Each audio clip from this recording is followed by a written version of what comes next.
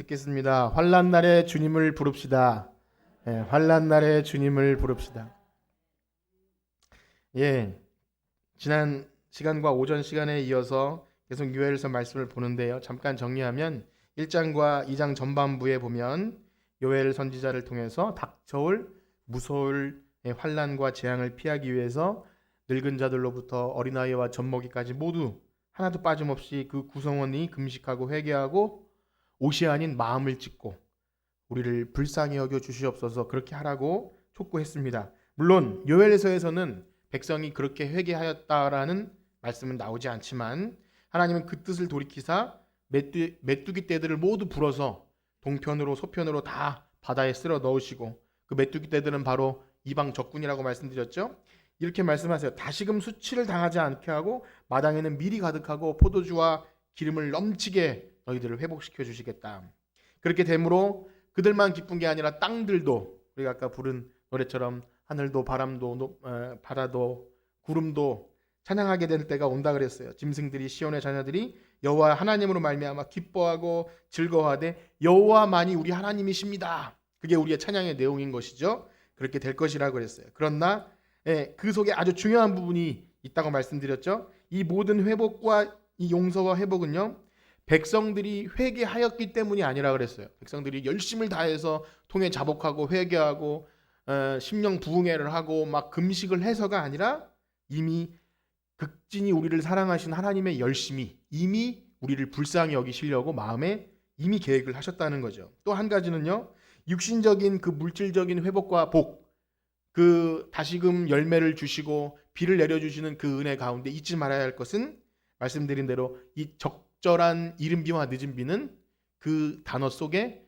의의 교사, 바로 성령님이 우리와 함께 하실 것이다. 성령을 부어주실 것이라는 그런 예언의 말씀을 들었습니다. 즉 하나님은요, 자기 백성이 육신적인 이 복락과 안락함과 병이 이제 없어지고 회복이 되고 그 다음에 좀 살림살이 좀 나아지고 거기에 만족하는 것이 아니라 우리 안에 거하셔서 성령으로 우리 안에 거하셔서 우리가 하나님 뜻에 합당하게 살아갈 수 있는, 우리가 많이 표현하는 성령의 내주하심, 성령의 교제 가운데 들어오길 원하시는 거예요. 그래서 하나님이, 그 좋으신 하나님이 우리에게 주실 수 있는 가장 최고의 선물은 무엇입니까? 성령님이세요. 성령. 내가 자녀들에게 가장 좋은 성령을 주실 것이라고 그렇게 말씀하시죠. 그래서 이러한 맥락에서 이제 우리는 이 성령이 각 사람에게 임하는 놀라운 그런 이야기를 듣게 될 것입니다. 그렇기에 오늘 말씀은요, 이 당시의 역사적 상황에서 하나님이 회복시켜주면서 하는 말씀인과 동시에 그것이 1차적이라면 그것을 뛰어넘어서 장차 예수님이 오시면 예수님이 보내주시기로 한 성령님에 대한 그런 약속을 동시에 하고 있어요. 이러한 이중적인 구조가 우리 구약 성경에 많이 등장하는데 실제로 구약 시대에 살았던 어떤 특정한 사람, 왕이나 아니면 이런 사람에게 어떤 예언을 해줘서 그것을 성취하는 그 과정에서 그 시대뿐만이 아니라 그게 궁극적으로 오실 메시아, 예수님을 말하는 장면들이 굉장히 많이 나옵니다. 그래서 구약을 보실 때 우리는 항상 거기서 메시아 되시는 예수 그리스도를 발견해야 합니다. 그래서 그러한 맥락을 가지고 오늘도 말씀을 볼 텐데 우리 28절 말씀을 다시 한번 보겠습니다. 요엘 2장 28절입니다. 시작. 그 후에 내가 내 영을 만민에게 부어주리니 너희 자녀들이 장래일을 말할 것이며 너희 늙은이는 꿈을 꾸며 너희 젊은이는 이상을 볼 것이며 아멘. 이제 우리는 앞으로 이 요엘서를 다시 보게 되신다면 이 본문을 볼 때 우리의 그 교회 오래 다니시면 이것은 사도행전의 오순절 마가 요한의 다락방에 내렸던 그런 사건임을 이제 아심과 동시에 그 후에라고 하면 어떤 일 후에인지는 이제 아시는 분이셔야 합니다. 모르시면 다시 보기를 통해서 하셔도 되고, 요엘서 전반부 제가 시작할 때 이미 말씀드린 것 같이 그 후에라는 것은 어떤 일 후에냐면 하나님의 크고 두려운 날, 그 심판의 예고가 있었고 만약 하나님께 회개하고 돌아오지 않으면 그 심판을 그냥 모조리 받아야 될, 하나님의 진노를 받아야 될 사람들이 울며 회개하며 마음을 찢고 주여 우리를 불쌍히 여겨 주소서 하는 사람들 하나님이 이제 회복시켜 주시고 이른 비와 늦은 비를 내려 주신 그 후회를 말하는 겁니다. 그러니까 이것은 아무에게나 일어나는 것이 아니라 오늘 보시면은 만민에게라 그러고 이제 모든 사람인 것 같지만 사실은 그들은 누구냐면 그 무서운 심판의 또 회개 촉구의 메시지를 듣고 돌아온 사람들을 의미하는 것입니다. 역시 이 사건은요, 이 말씀이 쓰여진 시대에도 너무 중요한 말씀이겠죠. 그 회복을 사모했겠지만 또 말씀드린 대로 신약 시대에 이것이 성취가 되죠. 예수님이 오셔서 보내주시기로 할 성령님이 오실 때 성취가 되고, 역시 오늘날 우리에게 동일하게 이 말씀이 우리에게 적용되는 줄 믿습니다. 그래서 어떤 사람이든지 차별 없이 앞으로 오게 될 무서운 심판 앞에 복음을 들으면요, 그 복음 안에 무서운 이야기가 당연히 들어있잖아요. 도끼가 나무 뿌리에 놓였다. 회개하라. 천국이 가까웠다. 그 회개, 죄, 예수님이 오시면 죄와 의와 심판에 대해 알게 해주신다는데, 그 모든 것을 들었을 때 그냥 태어난 게 아니라 우리가 그러면 어찌해야 됩니까? 이렇게 두려움을 느끼는 사람들, 그래서 하나님만이 우리의 구원이심을 믿고 고백하는 모든 사람들에게 이 성령 임함이 임하는 줄 믿습니다. 그래서 말씀드린 대로 그 후회라는 것은 내 영을 만민에게 부어주시는 그 사람은 바로 그런 사람들입니다. 사실 이 본문은 우리가 너무나 자주 들어서 요해를 잘 몰라도 이 부분은 많이 들었던 것 같아요. 말씀은 당시에는 완전히 파격적인 말씀입니다.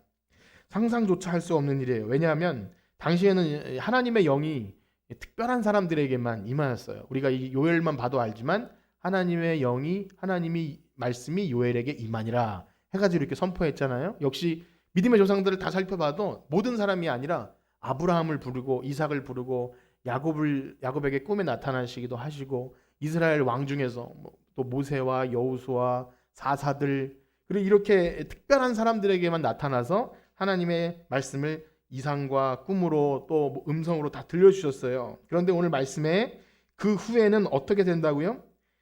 내 영을 만민에게, 성령을 모든 사람에게 부어주신다는 거예요. 그러니까 물질적인 육신적인 회복에서 그치는 것이 아니라 그때는 하나님이 우리 안에, 우리가 하나님 안에 거하는 그런 놀라운 일이 벌어진다는 거죠. 특별히 여기 이 만민으로 번역되긴 했지만 원래의 의미는 이 모든 육체입니다. 그래서 신약에는 제대로 모든 육체라고 했는데, 이 성경에서 육체라는 표현은 우리가 알다시피 당연히 우리 다 육체가 있지만 창세기에 보면 하나님의 백성이 하나님의 그 에덴 동산에서 쫓겨난 이후에 자기가 보기 좋아하는 대로 모든 사람을 아내로 삼고 이런 타락한 상태를 지금 찾아보지는 않겠지만 육체가 된지라 이런 표현을 써요. 그러니까 하나님의 그 코에 훅 생기를 불어넣으신 생명이 아닌 육체가 되어버린 상태를 의미하는 것이죠. 그러나 이제 하나님은 그 모든 것을 원래대로 되돌려 놓기를 원하시는 것입니다. 바로 자신이 함께 살기 위해서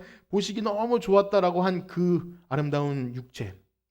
우리 기독교는요, 절대 육신을 평가절하하거나 이렇게 분리해서 생각하지 않아요. 우리 마지막 때 구원은 육신까지 다 구원되는 거예요. 사실은 하나님이 만들어 놓은 그 아름다운 육체로 변화시켜 주시겠죠. 그래서 절대 세상 어떤 철학이나 이런 데서 말하는 영육이 분리되거나 육은 더러운 거고 영은 선하고 이런 것이 아니라 이 창조와 또 하나님의 만물의 회복은 이 육신까지도 들어가는 거예요. 얼마나 상상만 해도 아프신 분 많죠.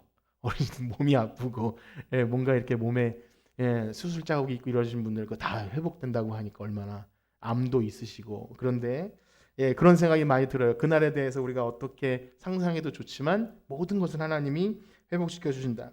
그렇습니다. 그런데 이 일이 누구 한 사람에게만 일어나는 것이 아니라 모든 육체 각 사람에게 일어난다는 거예요. 우리 그 부분을 한번 읽어보겠습니다. 다시 한번 28절부터 32절까지 어떤 한 그림이라고 생각하시고 한번 읽어보겠습니다. 시작. 그 후에 내가 내 영을 만민에게 부어주리니 너희 자녀들이 장래일을 말할 것이며 너희 늙은이는 꿈을 꾸며 너희 젊은이는 이상을 볼 것이며 그때 내가 또 내 영을 남종과 여종에게 부어줄 것이며 내가 이적을 하늘과 땅에 베풀리니 곧 피와 불과 연기 기둥이라. 여호와의 크고 두려운 날이 이르기 전에 해가 어두워지고 달이 핏빛같이 변하려니와 누구든지 여호와의 이름을 부른 자는 구원을 얻으리니 이는 나 여호와의 말대로 시온산과 예루살렘에서 피할 자가 있을 것이며 남은 자 중에 나 여호와의 부름을 받을 자가 있을 것임이라. 아멘. 그렇습니다. 여기 나온 표현대로 1장에서는 어땠죠? 늙은 자들아, 취하는 자들아, 농부들아 이렇게 하면서 애곡하라 떨라 했던 그 모든 전 세대, 그런데 그 전 세대가 이제는 어린아이와 젖먹이로부터 다 울며 회개하고 그렇게 했을 때 드디어 이제 여기 나온 표현대로 자녀들은 장래일을 말하며 늙은이는 꿈을 꾸며 젊은이는 이상을 보며 이렇게 했기 때문에 여기서 우리가 이 말씀을 볼 때 늙은이에게는 뭐고 젊은이에는 뭐고 이거를 구분해서 생각할 필요가 있는 게 아니라 어린아이와 젖먹이부터 늙은 자 모든 누구에게도 차별이 없이 하나님의 영이 임해서 하나님의 뜻을 알고 그러니까 이제는 더 이상 하나님과 단절된 상태, 분리되고 죄 때문에 하나님과 멀어져서 하나님의 음성을 들을 수 없고 어두운 시대가 아니라 내가 주님 안에 주님이 내 안에 거하는 그런 시대가 온다는 거죠. 이들이 이것을 완전히 이해했을지는 모르지만 이 시대가 지난 우리에게는 이게 너무나 영광스러운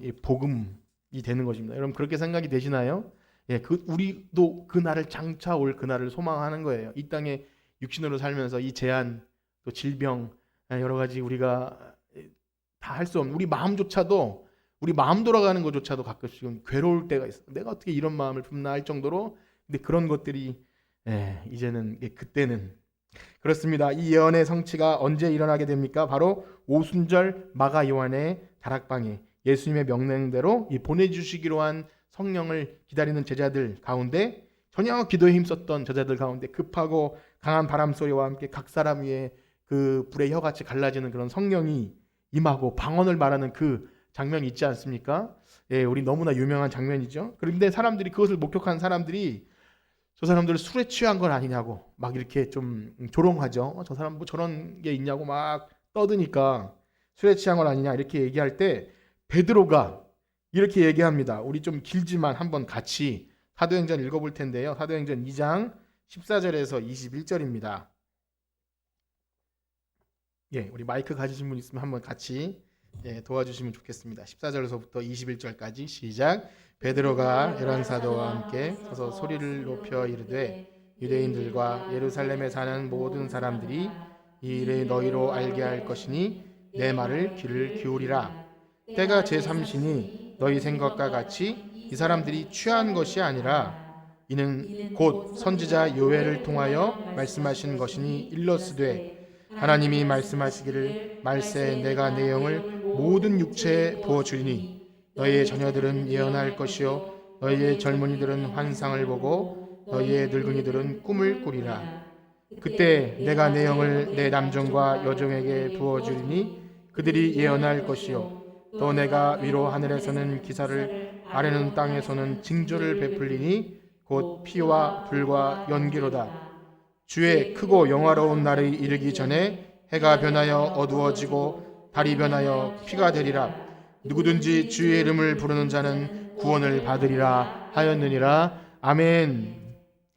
읽으실 때 몇 가지 발견하셨나 모르겠어요. 제가 말씀드린 대로 이것은 요엘 선지자가 이미 예언한 걸 베드로가 이게 그 선지자가 말씀이 이루어진 거다. 그리고 17절에는 베드로는 모든 육체라고 이렇게 제대로 다시 하죠. 그리고 나머지 내용은 조금 다른 것 같지만 아주 비슷한 내용으로 그렇게 기록하는 걸 봅니다. 그렇습니다. 하나님이 요엘을 통해서 이스라엘 백성에게 이 무서운 환난을 피하게 하기 위해서 회개를 촉구하고 이제 그렇게 했는데 하나님께서 뜻을 돌이켜서 다시금 복을 주시는데 복 중에 가장 큰 복은 뭐냐?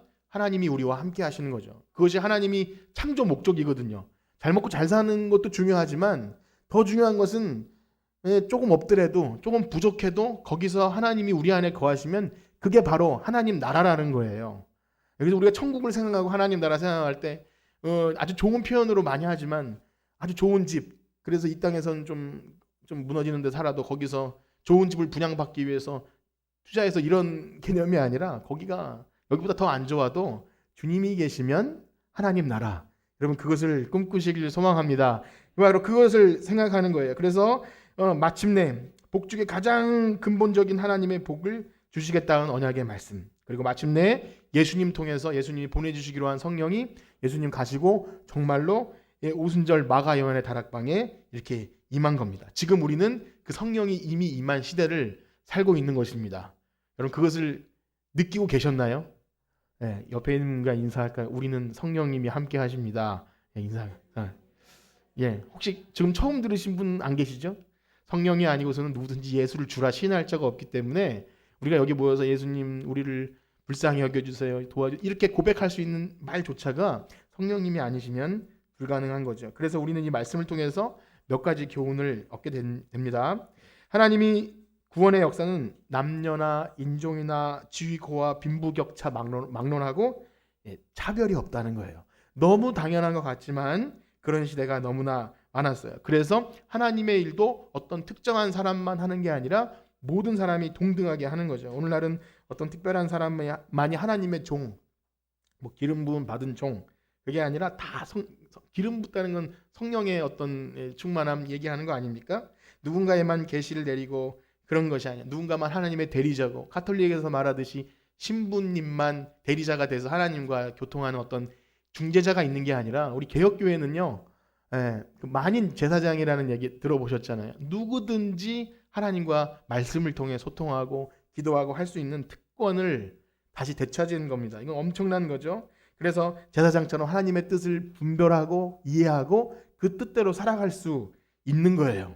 여러분, 이 특권을 누리셔야 됩니다. 목사님에게 자꾸 질문하지 마시고, 뭐 질문하는 사람도 요즘은 없는 것 같은데, 어쨌든 그것이 아니라 우리는 말씀을 통해서, 예배를 통해서 그것을 충분하게 깨달을 수 있어요. 그래서 목사님 말씀만 하나님 말씀이라고 속여서도 안 되고, 목사님 충분히가 아니라 아주 많이 오류가 있을 수밖에 없어요. 그래서 어떤 정치적으로나 뭐 어떤 다른 거에 편향이 되면 분명히 말씀이 곡해 될 수도 있고 잘못될 수가 있어요. 여러분들은 충분히 분별하실 수 있습니다. 잘못되면 꼭 질문을 하시고 그러셔야 돼요. 이거 좀 아니지 않습니까? 라고 충분히 얘기할 수 있고, 그거는 무슨 권위에 도전하고 이런 게 아닙니다. 교회는요, 누구나 동등하고, 우리 골로새서 한 것처럼 모든 사람을 죽게 하고 죽게 대하듯 하고 모든 사람이 다 동등하게 하나님 앞에서 죄를 감당할 수 있는 거예요. 다만 질서에 따라서 어떤 합의와 또 어떤 교회의 질서와 이런 것들 때문에 그런 것뿐이지, 직분에 차등이 있거나 어떤 특별한 사람만 하나님과 교제하는 것, 그런 건 아니죠. 이 말씀을 볼 때 그것을 꼭 기억하셔야 됩니다. 아주 어린 자로부터 나이든 어떤 사람과 차별 없이 성령님은 우리와 함께 하시는 거예요. 그러므로 여러분들 뒤로 빼거치거나 그러면 안 돼요. 너 저 사람만 잘할 수 있고 나는 그냥 구경꾼이 되려라는 생각은 진짜 이 말씀을 우리 삶에 적용하는 것이 아니죠. 그리고 무책임해지고 목사님만 독점하게 만드는 거예요. 목사님만 말씀을 독점하면 안 돼요. 여러분들이 다 해석도 해야 되고 질문도 해야 되고, 말씀을 살아내기 위해서는 사람에게 의존하는 것이 아니라 성령님이 들려주시는 것, 또 감동해 주시는 것을 날마다 그렇게 체험하기를 축복합니다. 또 오늘 요엘서의 배경에 따라 보시면 아시겠지만, 이 어린아이로부터 나이든 모든 사람 하나하나에게 하나님의 성령을 부어주셨다는 그 상징적인 이미지가 있지 않습니까? 이것은 선지자들에게서 나타난 그 꿈과 이상과 환상을 이렇게 그림처럼 보여주는 거예요. 흐름을 한번 잘 생각해 볼까요? 처음에 요엘에게 임한 하나님의 말씀이 메뚜기 떼라는 그런 그림을 가지고 했어요. 실제 메뚜기 떼가 있긴 했지만, 메뚜기 떼를 얘기한다는 것은 그런 무서운 하늘을 캄캄하게 뒤덮는 그런 메뚜기 떼를 생각할 때 무서워지잖아요. 그런 그림. 그 다음에 그것은 좀 발전해 보니까 그건 큰 군대였어요. 큰 군대. 하나님이 이끄는 세상의 이방 군대들. 그게 사람들의 낯빛을 질리게 만들 정도로 너무 무서웠죠.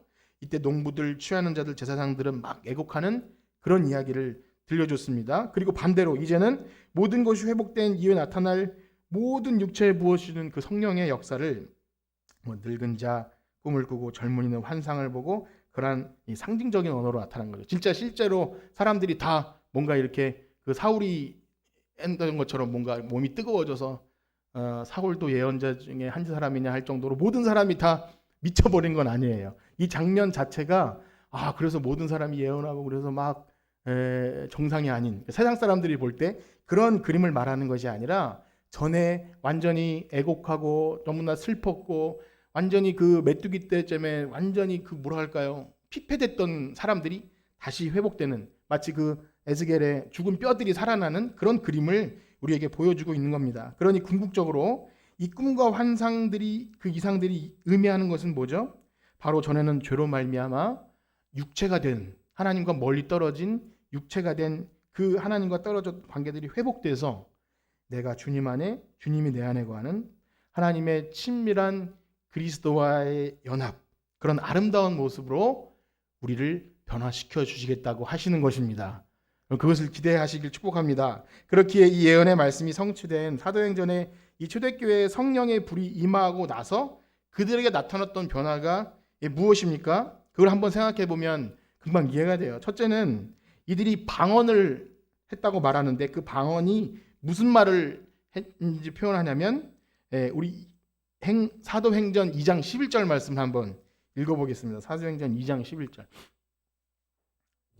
자, 시작. 그레데인과 아라비아인들과 우리가 다 우리의 각 언어로 하나님의 큰 일을 말함을 듣는도다. 아멘. 방언으로 무엇을 말했습니까? 하나님의 큰 일. 우리가 요엘서 읽으신 대로 하나님의 큰 일, 여호와의 날, 하나님의 큰 일을 계속 강조했어요. 그게 뭐냐면 궁극적으로 이 모든 일을 말하는 거예요. 마침내 마지막 때, 무서운 재앙이 닥칠 때 여호와의 이름을 부르는 자는 누구든지 구원을 얻게 될 것이다. 이 복음이 바로 방언을 했고 무엇을 말했다면 이 하나님의 큰 일을 말했다는 거예요. 왜 그렇습니까? 성령님이 우리에게 오셔서 하시는 일은 그 하나님의 큰 일을 말하게 하심입니다. 생각나게 하시고 가르치시고 그 일을 우리로 하여금 하게 하는 거예요. 여러분 이것을 믿으시길 축복합니다. 성령님이 오셔서 우리 안에 예수가 그리스도임을 믿게 하시고 그것을 감당할 수 없어서 전하게 하시고 사람들에게 하나님의 이 큰 일을 말하고 싶어지게 하는 것이 성령님이 하시는 일이죠. 그리고 두 번째는요. 어떤 일이 일어납니까? 우리 사도행전 2장 44절에서 47절까지의 내용을 한번 볼 텐데요. 44절과 47절. 시작. 믿는 사람이 다 함께 있어 모든 물건을 서로 통용하고 또 재산과 소유를 팔아 각 사람의 필요를 따라 나눠주며 날마다 마음을 같이하여 성전에 모이기를 힘쓰고 집에서 떡을 떼며 기쁨과 순전한 마음으로 음식을 먹고 하나님을 찬미하며 또 온 백성에게 칭송을 받으니 주께서 구원받는 사람을 날마다 더하게 하시니라. 아멘.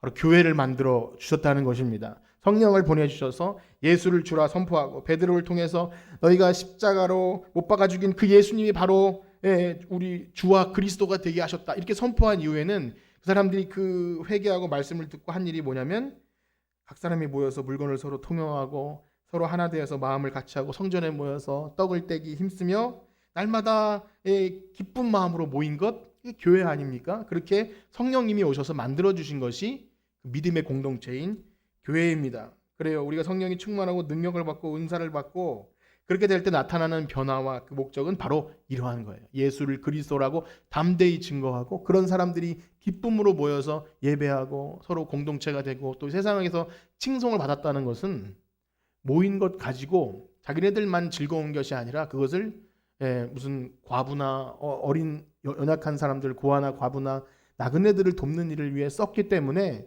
저 사람들 왜 저렇게 하지? 자기들 것들 가지고 왜 저러지? 이렇게 할 때 칭송을 받았다는 거죠. 그러니까 어느 곳에서도 성령 충만을 받은 은사를 받은 사람이 교회 안에서 막 큰 소리를 치거나 막 괴팍하거나 이런 것은 성경에 나오지 않는다는 거예요.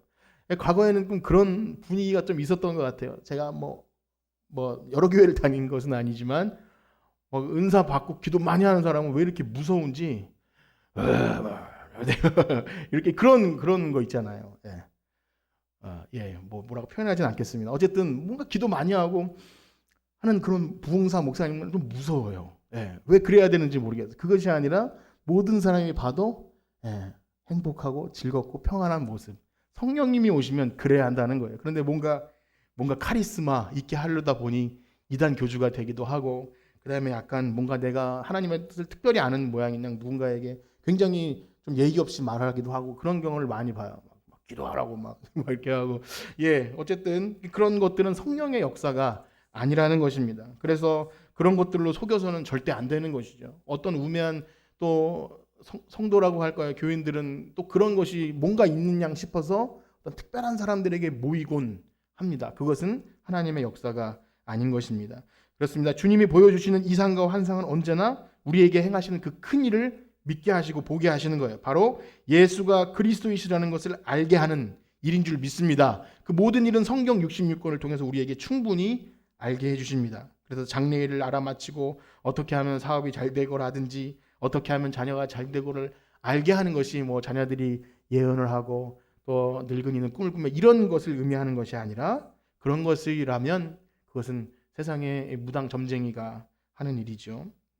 오늘 말씀을 이렇게 마치도록 하겠습니다. 우리는 지금 요엘 선지자가 예언했고 사도행전에서 성취된 그 모든 육체의 무엇이는 성령 시대를 살아가고 있는 줄 믿습니다. 우린 그걸 자꾸 인식하셔야 돼요. 우리가 지금 어디쯤에 있는가를 자꾸 생각하셔야 됩니다. 그래서 지금 우리 이 시간 예수님을 주로 고백할 수 있고 우리의 죄로 심판을 받을 수밖에 없는 그런 우리가 하나님의 크고 두려운 심판 앞에 누구든지 주의 이름을 부르는 자는 구원을 얻을 것이라는 것을 믿고 그 날개 그늘 아래 모인 여기가 바로 그 초대교회에 약속한 교회인 줄 믿습니다. 우리는 날마다 그러한 우리의 신분을 재확인하고요, 성령님이 임하심으로 우리에게 나타난 그 영광스러운 변화들을 자꾸 뭐랄까요, 확인하고 재발견하셔야 돼요. 내 안에 성령님이 계신가? 그러면 그것들이 열매로 드러나는가? 지금 누군가에게 대화하고 뭐 가족 간에 혹은 교우 간에 친척 간에 말하고 행동하는 모든 것 안에 이 우리를 하나 되게 하시고 이 하나님의 뜻을 알고 예수를 주라 시인하게 하는 그 성령님이 계시는가를 자꾸 생각하셔야 됩니다.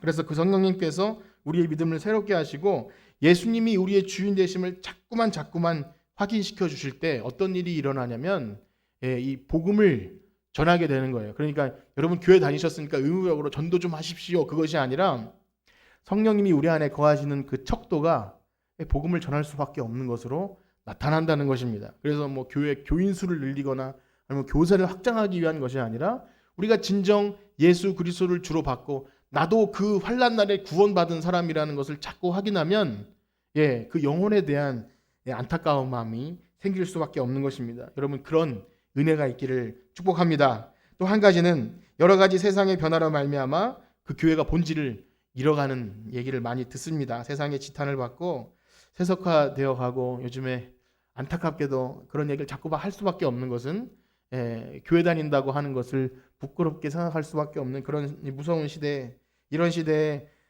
성령의 충만을 받고 변화받은 성도들이 모습 보여준 그 초대교회의 모습을 우리가 회복할 수 있다면, 우리 시대에 그런 것이 일어난다면 얼마나 영광스러울까요? 여러분 그런 것을 꿈꾸시나요? 전 그것이 너무나 소망이 됩니다. 우리가 이 땅에서 교회라는 하나님의 그 몸이라는 교회 공동체로 살아가면서 교회의 영광이 이 땅에서 짓밟힌다면 그것은 정말 너무 슬픈 일 아닙니까? 하나님이 받으셔야 될 예배가 제대로 되지 않고 많은 사람들이 신앙이 식어지는 그 상태가 유지될 때도 우리가 답답해하지 않는다면 그 하나님의 열심, 우리가 하나님에 대한 열심도 없는 것이고 내가 과연 성령님이 역사하시는가를 자꾸 의심해야 돼요. 구원 안 받았나 그걸 의심하라는 것이 아니라 내 안에 성령님이 계시는데 난 왜 이렇게 냉랭한가를 자꾸 생각하셔야 됩니다. 여러분 저는 그런 교회를 꿈꾸고 갈망합니다. 여러분도 그러신 줄 믿습니다. 교회가 크든지 작든지 사람이 많든지 적든지 뭐 세상 사람들이 알아주든지 간에 정말 성령으로 변화받고 내 성격, 내 인격이, 내 성품이 예수님의 성품처럼 변화받고자 하는 많은 사람들이 모여서 이 땅에 선한 영향력을 행사한다면 이 땅에 교회가 매우 많지 않습니까? 그 중에서 우리 교회가 또 굳이 한 교회가 있어야 될 이유를 묻는다면 꼭 있어야 된다고 말할 정도로 하나님이 기뻐하시는 우리 교회가 되기를 간절히 축복합니다. 우리 아까 불렀던 찬송 마지막 날에 부어질 성령을 우리가 이미 받았으므로 그것이 우리 안에 충만히 있을 수 있도록 기대하며 이 찬양 부르시고 기도하고 마치도록 하겠습니다.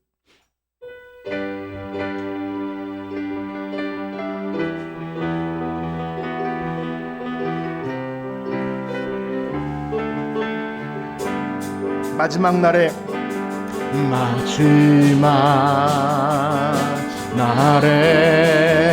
내가 나의 영으로 내가 나의 영 모든 백성에게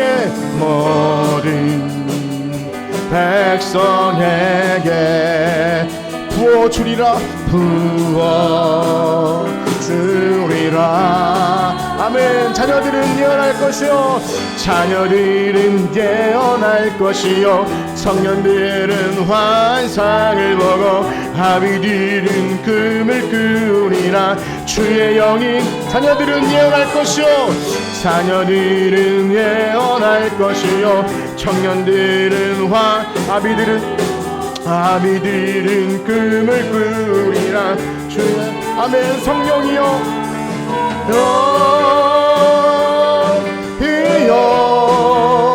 임하소서. 임하소서. 아멘. 성령이여 성령이여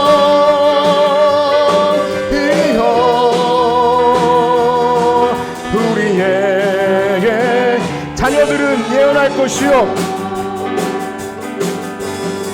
자녀들은 예언할 것이요 청년들은 환상을 보고 아비들은 금을 꾸리라. 주의 자녀들은 예언할 것이요 자녀들은 예언할 것이요 청년들은 환상을 보고 아비들은 금을 꾸리라. 주의 영이 임하. 성령이여 성령이여 임하소서. 임하소. 아멘. 성령이여 성령이여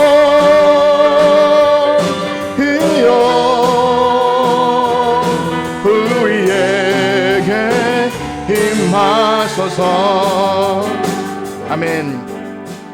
우리 들으신 말씀 가지고 한번 기도하고 마치도록 하겠습니다. 오늘 말씀 들으신 것처럼 성령의 충만을 늘 확인했으면 좋겠어요. 우리가 말씀 통해서 기도를 통해서 성령을 부어주신다고 한 성령이 지금 어디 갔는가? 지금 내 안에 분명히 계시는데 내가 세상 근심과 여러 가지 어려움 때문에 거기에 몰두해 있다면 성령이 내 안에서 역사하시는 것을 방해하는 거예요. 그래서 성령 충만을 늘 확인하고 성령이 부어주신 목적 따라서 담대하게 예수는 그리스도라고 증거하고 하나님과 늘 동행하는 성령 충만한 우리와 우리 모든 교회가 될 수 있도록 우리 주의 이름 소원으로 짓고 기도합니다. 주여 주여 주여. 하나님 마지막 날에 부어주신다고 하신 그 성령이 이미 우리에게 임하였고 우리는 이제 예수님 안에서 성령님 안에서 하나님과 하나 될 수 있는 놀라운 특권을 가지고 있습니다.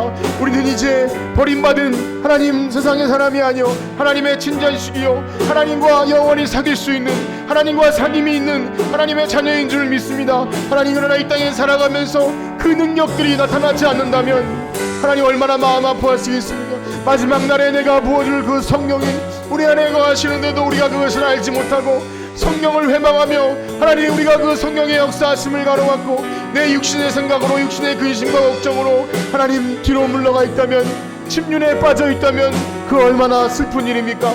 하나님 마지막 때에 보신 그 성령 우리 안에 계신 성령께서 충만히 일하실 수 있도록 우리를 쳐서 복종시키시며 하나님 예수를 그리스도로 증거하며 고백하며 복음을 전할 수 있는 우리 모두가 되게 하여 주시옵소서. 하나님 인도하여 주시옵소서. 한 주간 세상에서 살아가는 동안도 나의 힘이 아닌 성령의 능력을 의지하여 살아가게 하시고 여러가지 두려움과 근심 속에서도 예수는 주라 시인하고 나는 교회 다니는 성령 충만한 나는 성도라고 말할 수 있는 하나님 담대한 우리 모두 되게 하여 주시옵소서.